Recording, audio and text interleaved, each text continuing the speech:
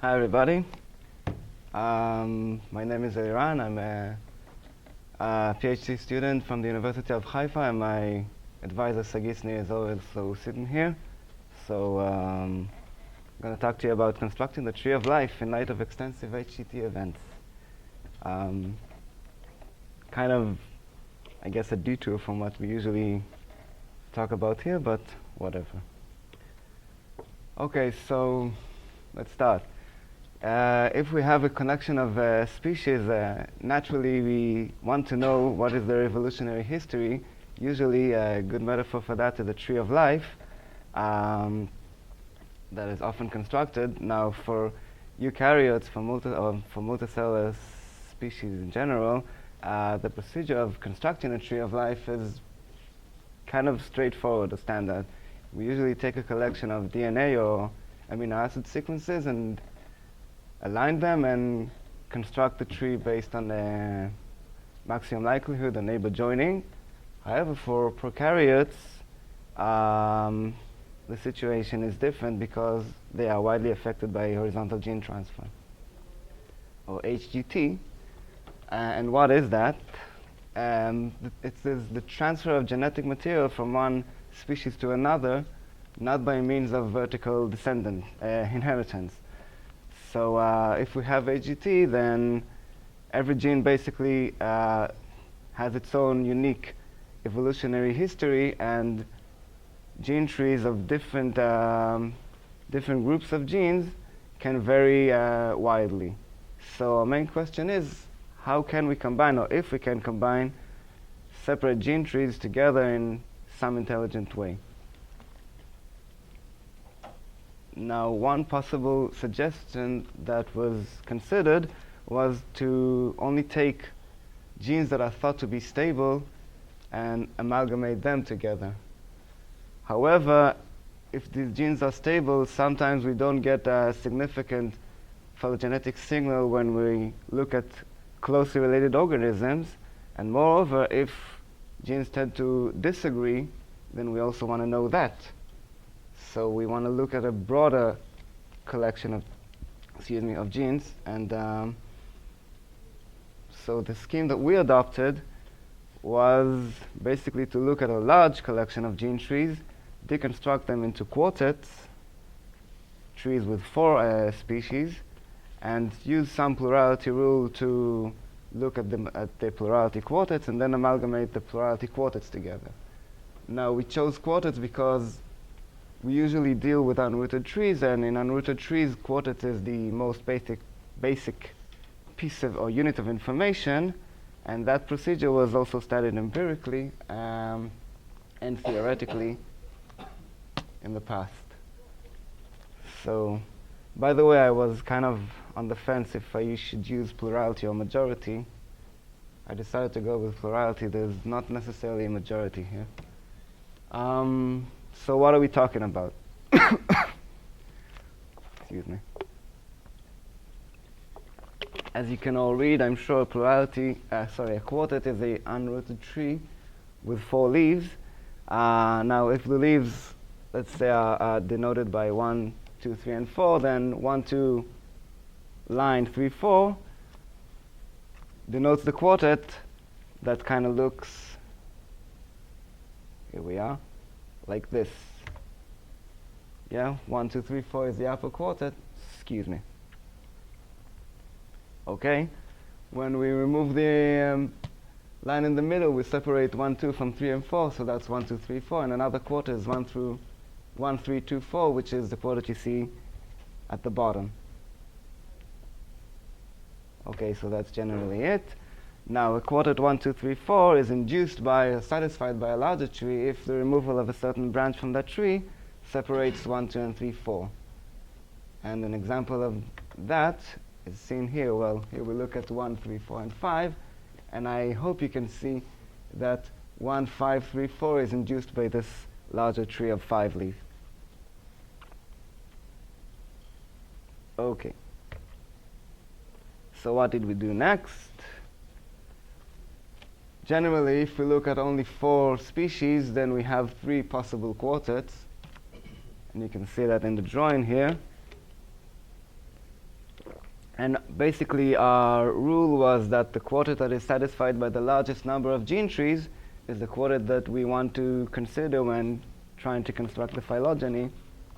And there's a theoretical result of SNE that kind of explain why this makes sense, and I think intuitively we all feel that it makes sense, because if any quartet should be chosen, it should be the one that is supported by the largest number of gene trees.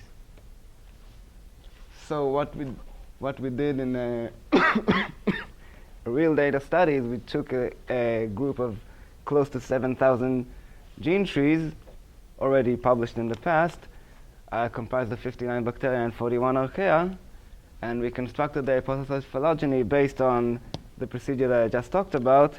We used QMC, Quartet Max Cut, which is a heuristic that is meant to construct a tree that satisfies the largest number of quartets. And of course, I don't know if you know the problem, but finding, if we have a collection of quartets, finding the tree that maximizes the number of satisfied quartets is an NP problem. I'm not sure if it's NP hard or NP complete, but anyway, it's difficult. So I guess that's nice enough. We constructed a tree, but how can we assess the value of that tree? Okay, a few things. First, it satisfies 90% of the input quartets. Just to let you know, if we have a collection of randomly selected quartets, then the average tree will satisfy 1/3 of those, because we have 3 options for each quartet. So 90% is kind of, it looks like there's a tree signal here. And also it looks kind of good.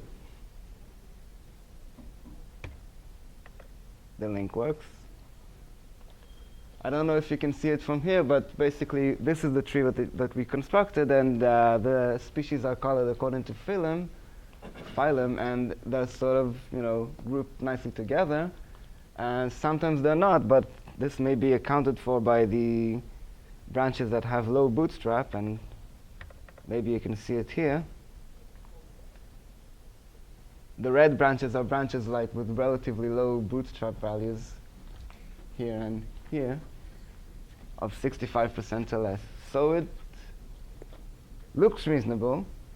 And also we compared our tree, which is, we call it the QP tree, the quartet plurality tree. We compared it with other hypothesized phylogenies based on the same set of species, and that our tree also achieved better scores, or almost in all tests. So I guess it makes sense. We probably were not crazy when we did that. Another thing that we looked at, or tried to look at, is the input quartets directly. Okay. Why we thought that was important? Because choosing a plurality quartet only tells you that this quartet was supported by the largest number of trees, but we don't know if it was supported by 60% of the trees or maybe 90% of the trees. And we thought that this is important to look at that number too, of how large is the support each quartet gets.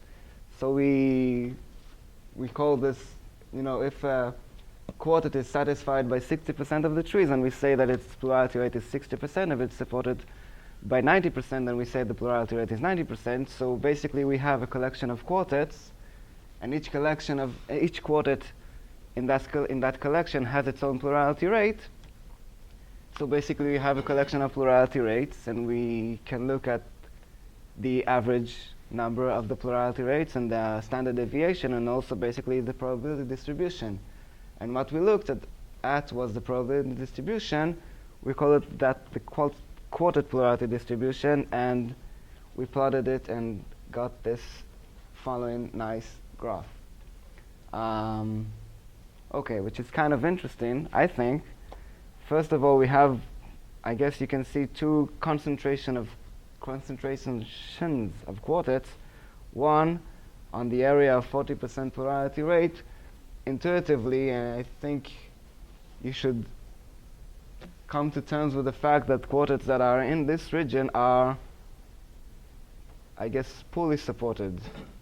In other words, there is not a strong tree signal here because the plurality quartet, the quartet that is supported by the largest number of trees, is only supported by 40% of the trees, which is not that great. On the other hand, on this other hump of the quartet of the graph, we see quartets that have high plurality rates. So generally speaking, they are largely supported by the gene trees. So here we have a strong, here we have a strong tree signal. So what can we say about that? First of all, that's not random. And here we have an example of how the quartet distributions look when the HGTs are random. So we simulated that, and we basically look at different rates of HGT. Lambda is the rate of HGT, 0.1 is a low rate, and 1.0 is a high rate, and basically we see a shift. When the HGT rate increases, we see that more and more quartets have a low plurality rate, which stands to reason because the more HGT you have, the less strong the tree signal is. So that's not random. Okay. What more can we say about that? Well, we try to divide the quartets into 5 groups based on the number of archaea or bacteria they have. So starting from 0 archaea and 4 bacteria and ending with 4 archaea and 0 bacteria, and plotted the plurality distributions of each of these groups separately, and got this, which is, I think, I don't know. I like the colors. So I think when looking at this graph, you can see quite clearly from where these two humps come from. Questions thus far? Okay. So I don't know if you can see it from where you stand or sit, but on the right-hand side you have green quartets that are comprised of 2 archaea and 2 bacteria. So generally speaking, quartets with that composition of species have a high plurality rate, which means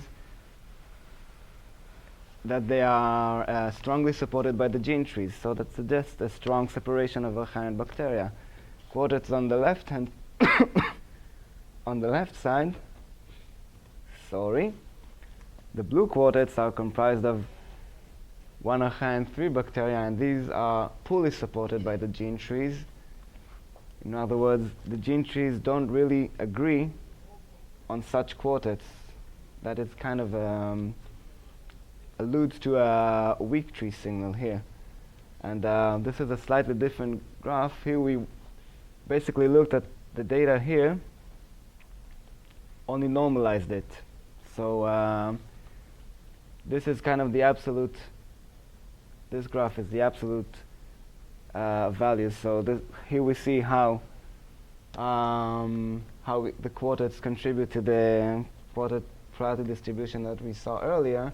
And this is where each group of quartets is plotted individually. So kind of ignoring the other quartets and see how their plurality rates distribution look like independently.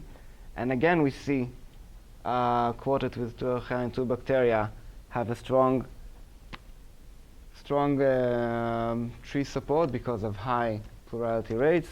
Quartet with 3 bacteria or more are generally concentrated on the left side, which is close to the 40%, which implies weak tree signal, and quartets with 3 archaea or more are somewhere in between, generally speaking. So this slide just basically repeats what I just said to you. I guess we can conclude here by saying that I think the plurality rate can facilitate accurate reconstruction of the hypothesized species tree, and I think we saw an example of that, and I think the quartet plurality distribution can be used to understand how HGT works. Just an example, we saw that it's not random, but this bimodal graph that we got, I think, can be informative, and finding the right model that will reproduce this graph may help to understand HGT. And that is the end of my talk. So thank you very much.